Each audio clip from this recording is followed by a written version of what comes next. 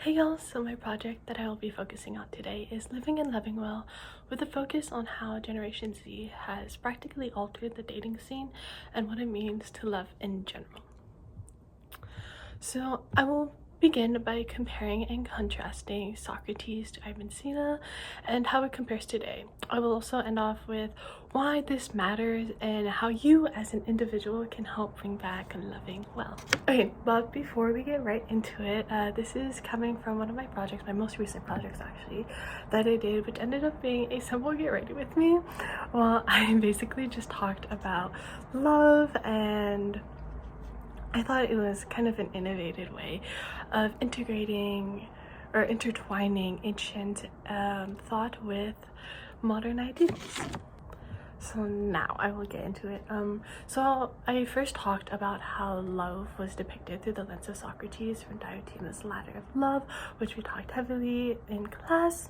And then I just practically filled in the, I guess, differences with Ibn Sina's creating of from his treatise, because the two philosophies were similar enough that I didn't want to just like repeat everything that I said about Socrates, and so I just kind of talked about like the differences that Ibn Sina had. I wish I had included this specific visual in my project, or visuals period, in my project, because this side by side kind of, I guess, exemplifies the similar philosophies, and you can like truly like see it when they're right next to each other rather than just me talking about it.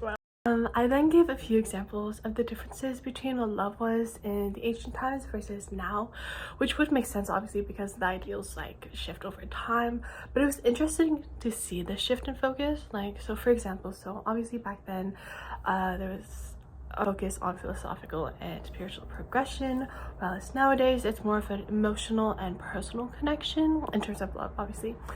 And then ancient times was transcendence over physical desire, but nowadays we kind of gravitate more of the instant gratification and, I guess, a constant change. And then was a more communal and intellectual love, as we saw in Socrates, when like all the men were just talking and just like enjoying their time together. So there's the communal love, but now it's more so identity and self-love, which I kind of love, because I've always said that like, how can you love someone else if you can't love yourself? And then love was seen as more as a path to, I guess, immortality and the divine, whilst nowadays love, I guess, is kind of fractured in a way that like we, or Gen Z, kind of relies heavily on digital and social media to kind of pave the way towards people, towards an attraction. And lastly, it was the objective and universal, I guess, understanding of love, whilst nowadays love is more fluid and everyone has like an individual choice and understanding of what love is, which I am glad it is that way, because there shouldn't be like a wrong versus right way of understanding and practicing love. However, there were some negative attributes that I made about today's dating culture, which covered like a disconnect between individuals, as well as obstructive ideals that have become glamorized. So for the disconnect, there's like more superficial and fast-paced relationships, which kind of ties into fear of commitment. That's why so many people are having talking stages or situationships, because that connection is kind of hard to make nowadays. And then dating anxiety. So everyone is always, I wouldn't say everyone, but like the general public has trouble with the idea of being single, or like wanting to know like who they're going to date. Like, oh, like no matter how young someone is, like there's always like that idea like, oh, I haven't found the one, like when am I gonna find the one, thus causing like psychological effects like anxiety or depression.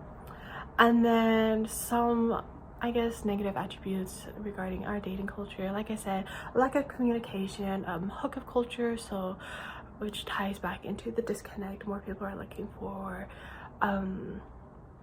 sexual activities rather than getting to know a person and on an intellectual level.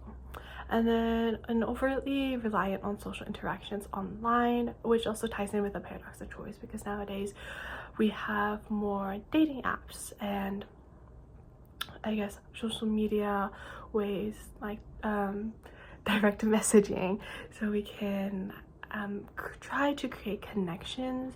But because everyone is on social media, there are so many different dating apps out there, it kind of adds to the dating anxiety of like, oh, like, am I making the right choice? Is this person for me? Like, this other person has been texting me more, even though I think this other person is more attractive, if you kind of get what I mean.